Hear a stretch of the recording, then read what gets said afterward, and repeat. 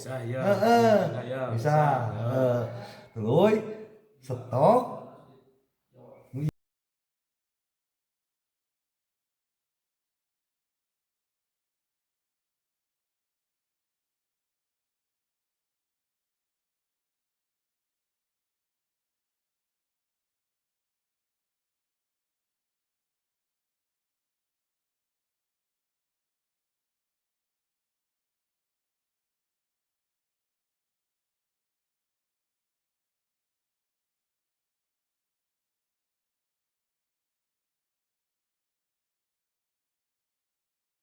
Bab 1193 sampai bab 1196, setelah menutup telepon. Li Fugui tidak ragu sama sekali dan menggendong Wang Xiu di pundaknya. Setelah turun, Murong Liang sudah menyiapkan mobilnya. Ketika Li Fugui melemparkan Wang Xiu ke dalam mobil, Li Fugui berbalik dan mengunci pintu kamar Jepang dari, lalu masuk ke dalam mobil dan duduk di sebelah Murong Liang. Murong Liang bertanya dengan suara gemetar, "Kapten Li, kita akan pergi kemana?" Li Fugui tersenyum tak berdaya. "Bukankah sudah kubilang padamu, sekarang kita akan pergi ke gedung perkantoran kota Baihua. Oh, disitulah kakak laki-lakimu bekerja. Ceritakan padaku tentang keluargamu, Murong. Itu benar. Bagaimana kamu bisa melakukan hal-hal tanpa malu-malu? Adikmu hanya seorang pembenci. Dia tidak hanya menindas orang jujur, tapi dia hampir membunuh seluruh keluarga. Kakak tertuamu sebenarnya berkolusi dengan orang-orang seperti Yamamoto untuk melakukan hal-hal yang tidak tahu malu demi keuntungan pribadi. Lihat ayahmu lagi, dia sudah sangat tua. Hei, aku terlalu malas untuk membicarakannya sekarang." Setelah Murong Liang melihat ekspresi tidak sabar di wajah Li Fugui, bibirnya terus bergetar dan dia bertanya, "Tuan Li, apakah seluruh keluarga kita akan mati kali ini?" Li Fugui berkata dengan senyum hangat, "Lihat dirimu. Saya mengatakan ini seolah-olah aku orang yang kejam. Berkendaralah dengan baik. Menurutku kamu adalah anak yang cukup baik.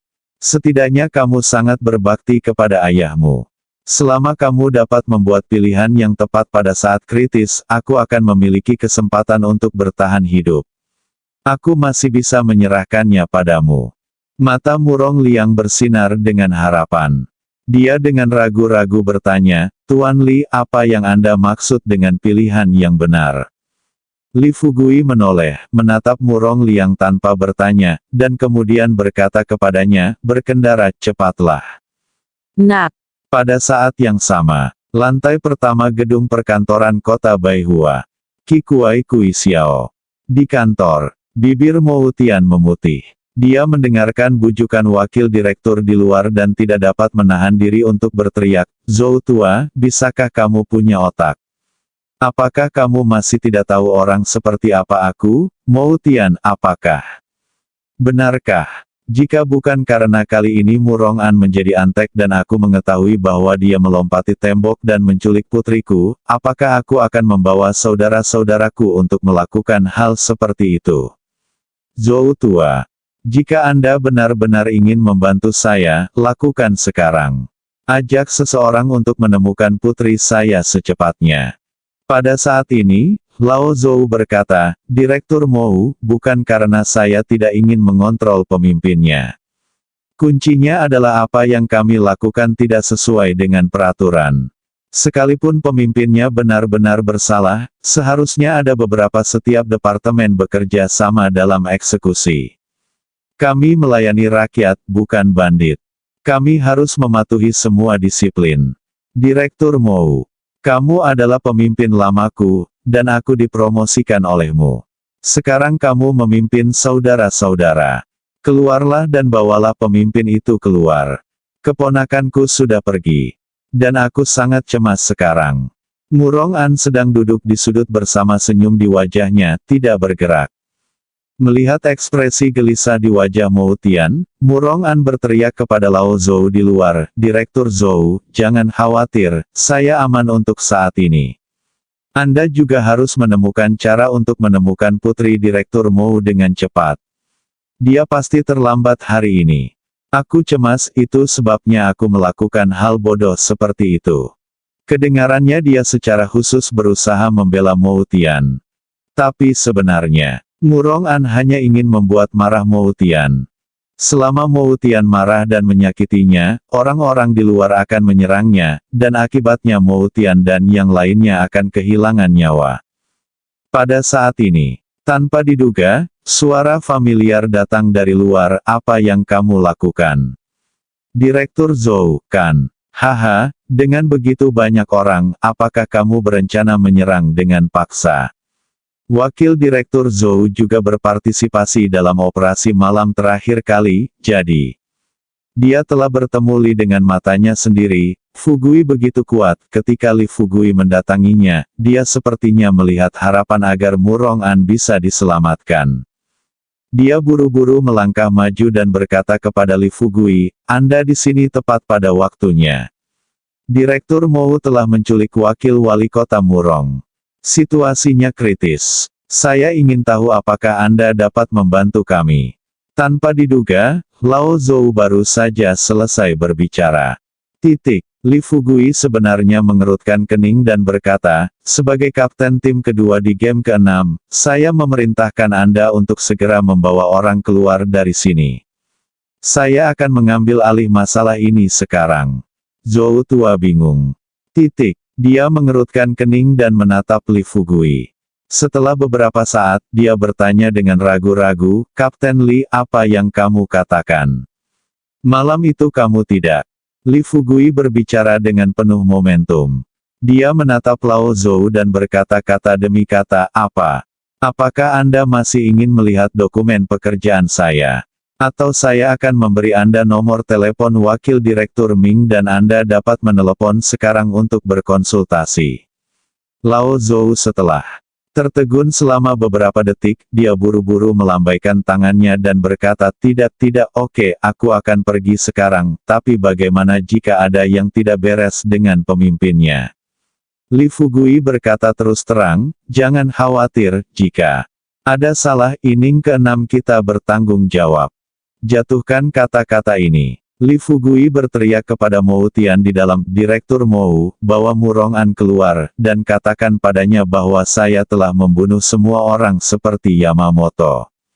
Pada saat ini, Lao Zhou dan yang lainnya belum pergi, dan ketika mereka mendengar keduanya kata Yamamoto mengangkat alisnya. Li Fugui tersenyum di sudut mulutnya.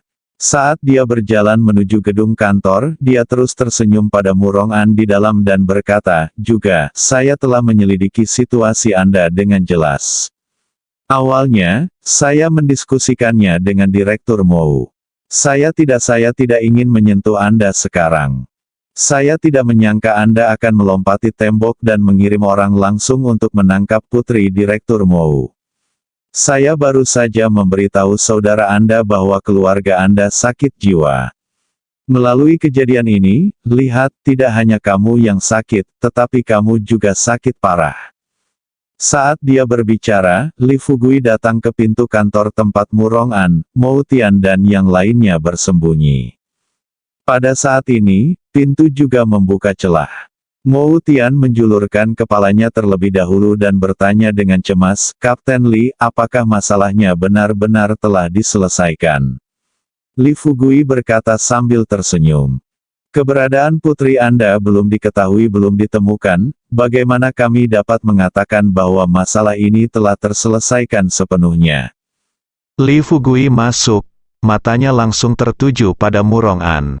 Saat ketika mata mereka bertemu, mata Murong An dipenuhi ketakutan, dia setengah membuka mulutnya dan bertanya pada Li Fugui dengan tidak percaya, apa katamu? Apakah kamu membunuh semua Yamamoto dan yang lainnya? Ada lusinan ninja di sana sekarang, hanya bersamamu seseorang dapatkah membunuh mereka jika dia mengatakan untuk membunuh mereka? Li Fugui tidak menjawab kata-kata Murong An, tetapi berjongkok di depannya dan bertanya sambil setengah tersenyum. Katakan padaku, di mana Momo disembunyikan? Murong sedikit. Dia menggerutu giginya dan berkata, kenapa aku harus memberitahumu? Tapi dia tidak ingin menyelesaikan kata-katanya. Li Fugui kemudian menoleh ke Mo Tian dan berkata sambil tersenyum, "Oke, jangan khawatir, dia ada di tempat parkir bawah tanah gedung kantor kota Baihua kami. Kendalikan dia sekarang dan jangan biarkan dia menelepon siapapun. Saya akan pergi dan membawa anak itu kemari."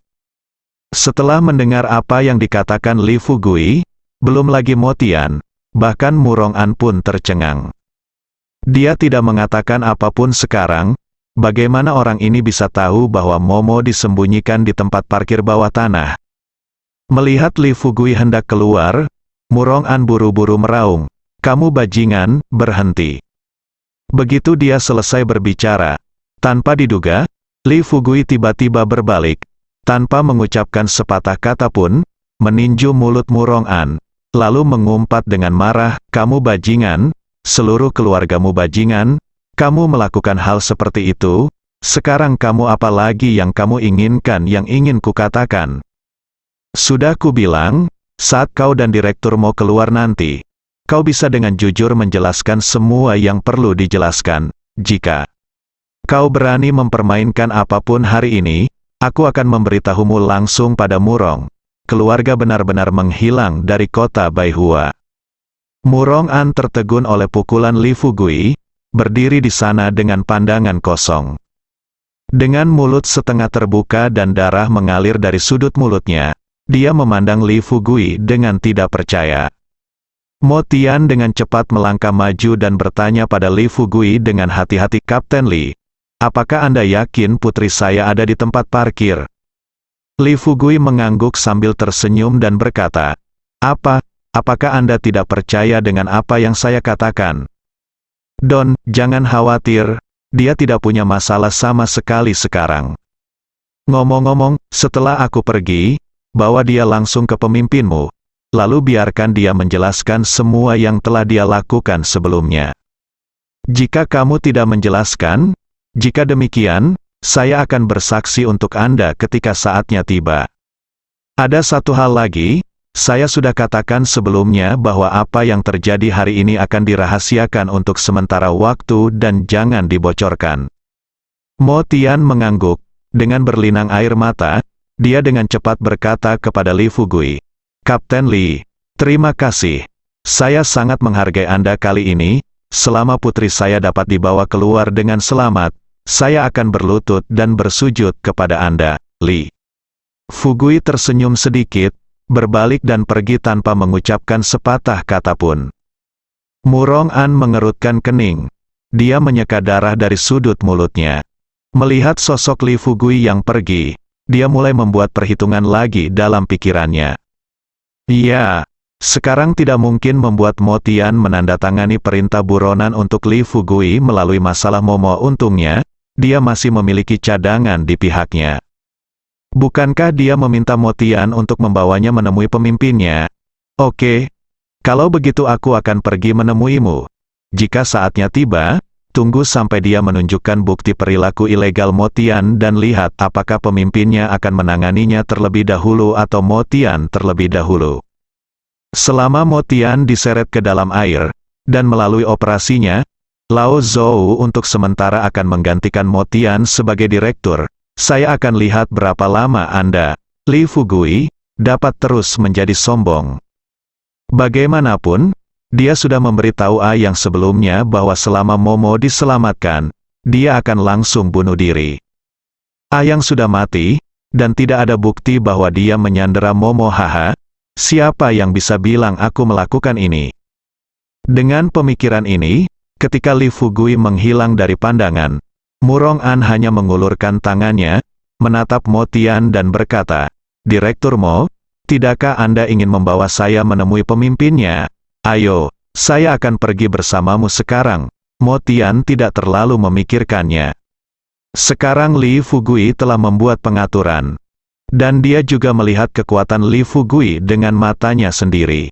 Dalam situasi ini, tentu saja tidak ada hal tak terduga yang akan terjadi ketika dia pergi menemui wali kota Wang Yong. Memikirkan hal ini, Mo Tian mengeluarkan borgol langsung dari tubuhnya dan tanpa mengucapkan sepatah kata pun, memborgol borgol di pergelangan tangan Murong An. Saat Mo Tian membawa Murong An ke kantor wali kota Wangyong, pintu Jepang Dainichi, Hua Duo dan Yu Zhen telah tiba bersama Chang Sun Feng. Di belakang mereka, ada dua bersaudara yang ditempatkan di kota Baihua oleh tim ke-9 dan dua anggota tim pembongkaran profesional yang dikirim pada putaran ke-6. Hua Duo dan Yu Zhen belum masuk. Saya sudah bisa mencium bau darah yang menyengat. Yu Zhen sedikit mengernyit dan menoleh untuk melihat Hua Duo. Setelah Hua Duo melihat mata Yu Zhen, dia berkata terus terang kepada dua rekannya di sebelahnya, berhati-hatilah saat Anda masuk. Saya mendengar Kapten Li berkata bahwa bangunan ini seperti bom waktu sekarang. Begitu dia selesai berbicara. Kedua anggota tim pembongkaran tersenyum dan berkata, seharusnya tidak mungkin kan? Ini adalah kawasan perkotaan kota Baihua, bagaimana situasi serius seperti itu bisa terjadi? Setelah mengatakan ini, kedua anggota tim membuka pintu dan kelompok itu segera masuk. Tidak lama kemudian, ketika semua orang naik ke atas dan melihat pemandangan di depan mereka, mereka semua tercengang. Puluhan mayat diletakkan di hadapannya dari berbagai arah. Chang Sun Feng menghirup udara dingin dan dengan cepat bertanya kepada Hua Duo, Kapten Hua Duo, kenapa begitu banyak orang yang meninggal? Menghadapi pertanyaan itu, Hua Duo juga terlihat bingung. Telepon, Li Fugui tidak mengatakan bahwa puluhan orang tewas di sini. Setelah tertegun selama beberapa detik, Hua Duo dengan cepat berkata kepada dua anggota tim pembongkaran, kalian berdua periksa dulu apakah ada alat peledak di sini. Setelah mengatakan itu, Hua Duo mengeluarkan ponselnya dan menelepon secara langsung kepada Suster Ming. Telepon baru saja tersambung, dan sebelum Saudari Ming dapat berbicara, Hua Duo buru-buru berkata, Saudari Ming, ada banyak orang yang meninggal, setidaknya ada lusinan. Tanpa diduga, ketika Saudari Ming mendengar ini, dia bertanya karena penasaran, semua orang mati. Siapa mereka? Hua Duo berkata dengan serius, Fugui mengatakan sebelumnya bahwa semua orang di sini adalah ninja. Saudari Ming tersenyum dan berkata, verifikasi saja identitasnya, apa yang harus saya lakukan jika mereka semua adalah ninja? Kamu hanya perlu memikirkan cara menghadapinya, itu hanya sekelompok orang Jepang, meskipun jumlahnya ratusan, mereka akan mati. Faktanya, Sister Ming tahu sedikit tentang situasi di kota Baihua. Kelompok Kurokuchi Yamamoto juga ada dalam daftar misi sebelumnya. Hanya saja beberapa kekuatan dalam negeri saat ini belum ditangani dengan baik, mereka tidak punya waktu untuk menghadapi kekuatan bawah tanah di luar negeri untuk sementara waktu. Akan lebih baik jika mereka membunuh beberapa orang di grup mulut hitam terlebih dahulu. Dengan kata-kata Sister Ming, Hua Duo tampaknya telah mendapat kepastian. Dia tersenyum dan berkata, oke, saya tahu apa yang harus saya lakukan. Setelah mengatakan ini, Hua Duo memandang pemuda di sebelahnya. Apakah kamu punya cara yang baik untuk menangani mayat-mayat ini? Dia bertanya. Kedua pria itu saling memandang, dan salah satu pria itu tersenyum dan berkata, kirim langsung ke krematorium. Saya akan menelepon ke sini. Ki Kuai Chuo Hua Duo mengangguk dan berkata dengan serius, masalah ini. Petik 2. Jangan tunggu sampai Hua Duo selesai. Pria itu berkata terus terang, jangan khawatir, Kapten Hua, saya jamin tidak akan ada kesalahan dalam masalah ini. Setelah mendengar ini, Hua Duo melambaikan tangannya. Pada saat ini, dua orang yang pergi untuk memeriksa alat peledak itu buru-buru berteriak, Kapten Hua cepat datang dan lihat. Hua Duo buru-buru mengikuti posisi asal suara itu. Saat mendatangi rekan-rekannya, dia tercengang saat melihat alat peledak tersembunyi di balik rak buku besar di depannya. Pria yang berbicara bahkan lebih terkejut melihat pemandangan ini dengan tidak percaya. Setelah sekian lama, dia perlahan berkata, begitu banyak ya Tuhan. Jika ini meledak, semua lantai di sekitarnya akan hancur. Hua Duo mencoba yang terbaik untuk menenangkan dirinya dan bertanya dengan cepat, bagaimana? Bisakah itu dibongkar? Keduanya menggelengkan kepala dan berkata, saya khawatir kita tidak bisa melakukannya. Baiklah, mari kita laporkan ke markas besar dan mengirim beberapa dari mereka lagi. Para ahli di bidang ini bisa datang. Hua Duo tampak sedih. Saya hanya bisa mengeluarkan ponsel saya lagi. Berbicara tentang Li Fugui, dia bergegas ke tempat parkir bawah tanah dalam waktu kurang dari 1 menit. Sekarang waktunya berangkat kerja, dan tidak kurang dari 100 mobil yang diparkir di tempat parkir. Untungnya, tidak ada seorang pun di sini sekarang. Li Fugui berjongkok dan mendengarkan baik-baik pergerakan di tempat parkir. Dengan pendengaran yang luar biasa. Kurang dari semenit. Dia kemudian menentukan lokasi Mou Mou saat ini. Kemudian dia berdiri, menyenandungkan sedikit nada di mulutnya, dan berjalan dengan tenang menuju mobil tempat Mou Mou berada. Sesaat, ketika Li Fugui mendatangi mobil tempat Mou Mou berada. Saat dia berdiri diam, mobil tiba-tiba mulai bergerak. Saat mobil hendak berangkat, Li Fugui meninju jendela. Dia meraih pria di dalam mobil dan menariknya keluar dari jendela mobil. Pria itu botak dan bermata tikus. Setelah terlempar ke tanah, dia membuka matanya lebar-lebar dan berteriak pada Li Fugui, kamu bajingan, apa yang kamu lakukan? Li Fugui menatap pria itu sambil tersenyum dan bertanya, menurutmu apa yang aku lakukan? Aku bertanya Anda, siapa yang meminta Anda untuk memasukkan Nona Mou Mou ke bagasi? Dia baru saja selesai berbicara. Pria itu tiba-tiba berdiri dan membenturkan kepalanya ke pilar penahan beban di satu sisi dengan seluruh kekuatannya. Li Fugui melihat adegan ini dan meraih kera pria itu, tidak memberinya kesempatan untuk bunuh diri. Pria itu melawan dengan keras, berbalik dan menggigit pergelangan tangan Li Fugui. Li Fugui tidak mau berkata apa-apa dan meninju dagu pria itu. Pukulan ini, meski tidak terlalu bertenaga, tapi itu cukup untuk membuat rahang pria itu terkilir. Ketika pria itu jatuh ke tanah, Li Fugui melangkah maju dan mengangkatnya lagi, dan bertanya sambil setengah tersenyum, jika tebakanku benar, kamu adalah Ayang, kan? Yang memelototi Li Fugui. Faktanya, sejak Li Fugui menariknya keluar dari jendela mobil, dia sudah mengira misinya telah gagal. Mengingat bahwa Murong An telah menyelamatkan nyawanya. Untuk membayar kembali Murong An, dia hanya bisa mengikuti apa yang dikatakan Murong An sebelumnya, suatu hari, jika dia tertangkap, dia harus bunuh diri. Oleh karena itu, ini adalah adegan di mana dia menabrak pilar penahan beban secara langsung. Tapi dia tidak menyangka Li Fugui akan bereaksi begitu cepat dan menangkapnya. Tampaknya semua rencana sia-sia. Yang kemudian memikirkan rencana lain. Dia melihat Li Fugui berjalan ke arahnya, jadi dia mengeluarkan pistolnya. Hasil, sebelum dia sempat menodongkan pistol ke kepalanya, Li Fugui tiba-tiba terbang ke depan dan meraih jarinya.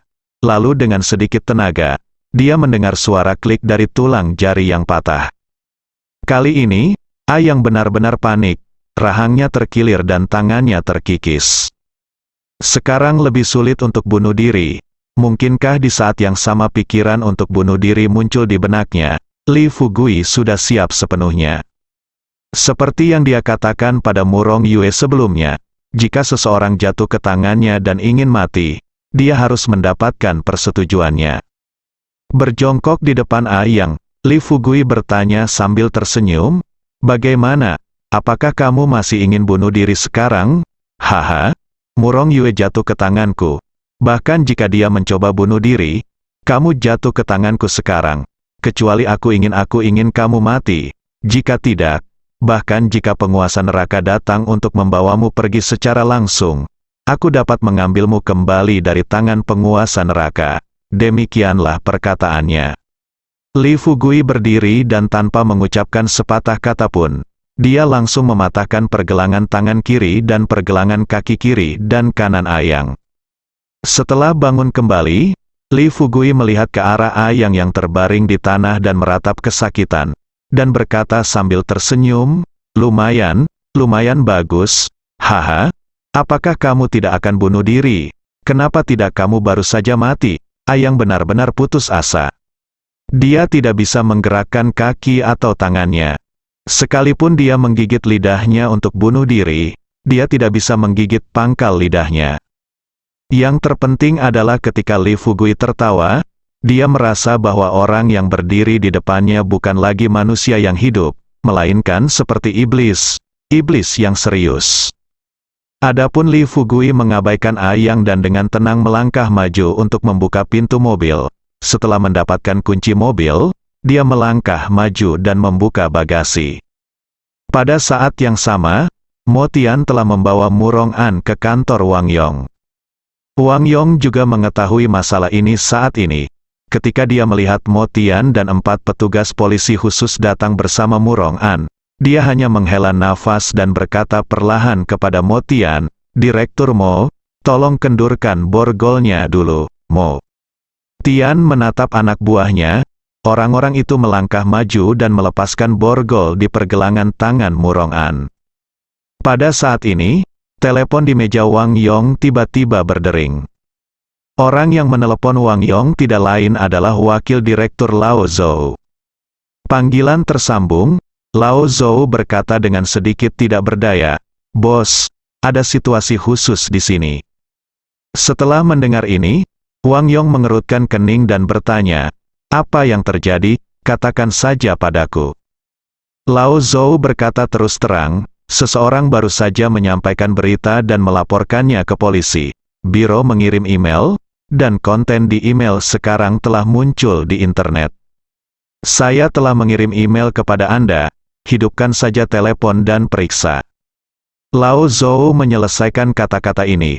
Wang Yong melirik Mo Tian dan Murong An dengan penuh arti, datang ke meja, menyalakan komputer, dan menunggu sampai dia selesai membaca isi email.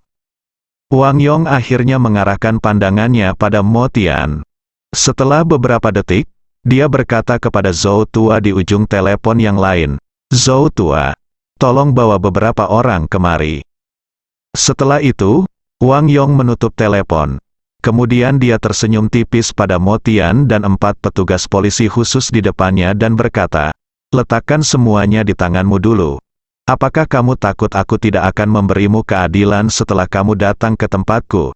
Mo Tian melambaikan tangannya dan memberi isyarat kepada keempat bawahannya, menempatkan pistolnya terlebih dahulu. Dia juga meletakkannya. Murong An tidak pernah mengucapkan sepatah kata pun dari awal sampai akhir. Lagi pula, Lao Zhou baru saja menelepon Wang Yong dan meminta Wang Yong memeriksa isi emailnya. Dia tahu persis apa yang ada di email itu. Sekarang kita hanya perlu menunggu dan melihat kapan Lao Zhou dapat membawa seseorang kemari. Selama Lao Zhou datang dan sepenuhnya mengendalikan Mo Tian dan yang lainnya, maka inilah saatnya dia tampil. Ketika saatnya tiba, dia ingin semua orang tahu apa artinya menjadi seseorang di luar dunia, dan ada dunia di luar dunia. Saat ini, Mo Tian masih belum tahu apa yang akan terjadi selanjutnya. Setelah meletakkan senjata di tangannya, dia berkata terus terang kepada Wang Yong, "Pemimpin, Anda tidak akan percaya apa yang ingin saya katakan sekarang. Li Fugui, kapten tim kedua ronde ke-6, akan datang untuk menjelaskannya kepadamu secara pribadi." Wang Yong mengangguk dan berkata sambil tersenyum, "Oke, kawan dari ronde ke-6 akan datang untuk menjelaskan situasinya. Ini tentu saja merupakan sebuah masalah yang sangat penting. Kalian duduk dulu dan lupakan saja. Seseorang di antara kita telah melakukan sesuatu yang ilegal, dan tidak ada gunanya mengatakan apapun sekarang sebelum bukti ada di depan kita. Lagi pula, kami dulu bekerja dalam tim yang sama untuk waktu yang lama. Seperti pepatah umum, bisnis tidak dapat dilakukan tanpa keadilan, bukan?" Petik 2. Wang Yong berkata sambil tersenyum, dan mulai membuatkan teh untuk Mo Tian dan Murong An sendiri. Murong An menunjukkan ekspresi tak berdaya di wajahnya, menghela nafas dan berkata, Pemimpin, saya tidak ingin mengatakan apa-apa lagi di sini. Haha, yang murni akan menjadi jelas dengan sendirinya, dan yang kotor akan menjadi kotor dengan sendirinya. Seperti apa pemimpinnya hanya berkata, tunggu sampai ada bukti. Setelah meletakkannya di hadapanku, semua yang kuinginkan menjadi jelas. Tidak peduli betapa bodohnya Mo Tian, dia menyadari bahwa ada sesuatu dalam kata-kata Murong An. Dia sedikit mengernyit, ada ekspresi tidak senang di matanya. Setelah memikirkannya sebentar, dia kemudian berkata kepada Murong An, Murong An, di mana Momo bersembunyi? Kapten Li sudah pergi mencarinya. Ketika Kapten Li membawa Momo dan para penjahat yang menyandranya, saya pikir ada hal lain yang ingin Anda katakan. Murong An tersenyum dan tidak berkata apa-apa. Pada saat ini, Lao Zhou memimpin orang-orang masuk. Begitu dia masuk dari kamar, Lao Zhou memarahi 4 bawahan yang dibawa oleh Mo Tian, mengapa kamu masih berdiri? Mengapa kamu tidak segera jongkok untukku? Saat dia berbicara, tiba-tiba, 7 atau 8 petugas polisi bersenjata bergegas masuk keluar pintu. Ketika moncong hitam diarahkan ke kepala Mo Tian dan yang lainnya, Mo Tian tahu bahwa dia telah jatuh ke tangan Murong An lagi kali ini. Tapi yang membuatnya bingung adalah bagaimana pemimpin yang paling dia hormati bisa bertemu dengan penjahat seperti Murong An. Terkejut, Mo Tian buru-buru bertanya, "Bos, apa yang Anda rencanakan? Saya selalu sangat menghormati Anda. Saya tahu Anda jujur dan jujur, tetapi mengapa Anda lebih percaya padanya daripada saya sekarang?" Menghadapi Mo Tian, pertanyaan. Wang Yong berkata dengan tenang, "Lao Mo, jangan cemas dulu. Bukannya aku tidak mempercayaimu. Kuncinya adalah buktinya ada di hadapanku sekarang. Bagaimana kamu bisa mengharapkan aku mempercayaimu?" Mo Tian adalah bingung. Buru-buru bertanya, "Bukti? Bukti apa?" Petik 2. Wang Yong tidak banyak berpikir, dan langsung menyingkir, berkata kepada Murong An, "Datang dan lihat apa buktinya, dan Anda akan tahu." Petik 2. Mo Tian buru-buru melangkah maju. Ketika dia benar-benar datang ke komputer dan melihat layar komputer di depannya, dia langsung tercengang. Bahkan ketika dia dipukuli sampai mati, dia tidak pernah menyangka seseorang akan merekam video dia sedang berhubungan seks dengan bawahannya dan mengirimkannya ke Wang Yong. Untuk hal ini, Mo Tian tidak ingin berteriak bahwa dia dianiaya. Bagaimanapun, ini adalah satu-satunya saat dalam hidupku aku melakukan sesuatu yang ilegal. Hanya saja dia masih belum bisa memahaminya. Dia minum alkohol di hari kerja, tapi dia tidak pernah mabuk. Kenapa, saat itu dia tidak minum banyak tapi akhirnya dia tidur satu ranjang dengan bawahannya? Untungnya, apa yang terjadi terakhir kali terjadi. Hingga saat ini, situasi tersebut belum pernah terjadi pada saya atau bawahan saya. Mereka semua diam-diam menganggap kejadian ini sebagai pertemuan kebetulan dalam hidup mereka. Tapi sekarang tampaknya, sepertinya ini bukan pertemuan kebetulan, lebih tepatnya, ini pasti sebuah konspirasi. Wang Yong melihat Mo Tian menatap layar komputer dengan bingung, jadi dia bertanya kepada Mo Tian, "Direktur Mo, apakah ada hal lain yang ingin Anda katakan tentang masalah ini? Sejauh yang saya tahu, Anda juga memiliki keluarga, dan anak-anak Anda sekarang sudah tua. Tidak terlalu muda, Mo Tian tersenyum pahit, kakinya lemas dan dia merosot ke kursi. Murong An akhirnya merasa bangga. Dia berdiri, memandang Wang Yong dan berkata, "Bos, saya harap Anda menunggu sampai nanti untuk menangani masalah Direktur Wang. Sekarang saya meminta Wakil Direktur Zhou dan Departemen terkait kami untuk menangani saya. Luncurkan penyelidikan. Saya, Murong An, berpikir bahwa saya tidak pernah melakukan sesuatu yang ilegal atau disiplin dalam hidup saya. Saya tidak pernah menyangka bahwa setelah mengabdi pada rakyat selama bertahun-tahun, pada akhirnya, saya akan diborgol oleh saya bangsaku sendiri. Aku tidak menerimanya. Tiga kata terakhir ini penuh dengan niat membunuh. Tapi saat ini, pintu kantor dibuka lagi. Orang yang berjalan melewati pintu tidak lain adalah Li Fugui. Li Fugui menggendong A yang di bahunya, diikuti oleh Mou Mou. Begitu Mou Mou memasuki pintu, dia menangis dan merangkak ke pelukan Mou Tian. Mou Tian tidak mengatakan sepatah kata pun, tetapi menangis, pikirannya kacau saat ini, dan putrinya diselamatkan, yang membuatnya merasa lega. Namun kini, gambar yang muncul di komputer Wang Yong membuatnya malu menghadapi keluarganya, apalagi orang-orang di kota Baihua. Li Fugui menjatuhkan Ayang yang menggendongnya di pundaknya, lalu tersenyum pada Murong An dan berkata, "Murong An, kamu tidak yakin kan? Haha, lalu lihat orang ini, menurutmu dia yakin atau tidak?" Murong An memandang Ayang. Dia tidak pernah mengharapkan hal itu. Ayang belum mati. Mulut Ayang terbuka, anggota tubuhnya tidak bisa bergerak, matanya merah, dan ada noda darah mengalir dari mulutnya. Pada saat ini, Mou Mou berbalik sambil menangis, menunjuk Ayang di tanah dan berkata kepada ayahnya, "Ayah, tolong tangkap dia sekarang. Tolong, itu dialah yang menculikku." Mou Tian masih memikirkan pemandangan yang baru saja dia lihat di layar komputer. Dia melirik ke arah Ayang di tanah, lalu mengulurkan tangannya untuk menyeka air mata dari sudut mata Mou, lalu berkata kepada Lao Zhou dengan nada memohon, "Suara, Lao Zhou, jika kamu masih peduli padaku, tolong kirim seseorang untuk membawa putriku dengan selamat ke kantorku sekarang."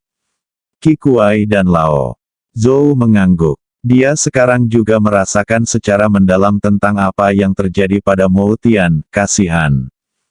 Termasuk Wang Yong. Tak satu pun dari mereka menyangka bahwa Mou Tian, yang selama ini bersikap adil dan jujur, akan benar-benar melakukan hal seperti itu.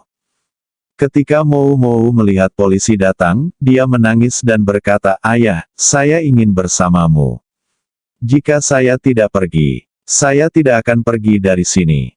Mou Tian tersedak air mata dan berkata, "Bagus nak, kamu ikuti mereka ke kantorku dan tunggu.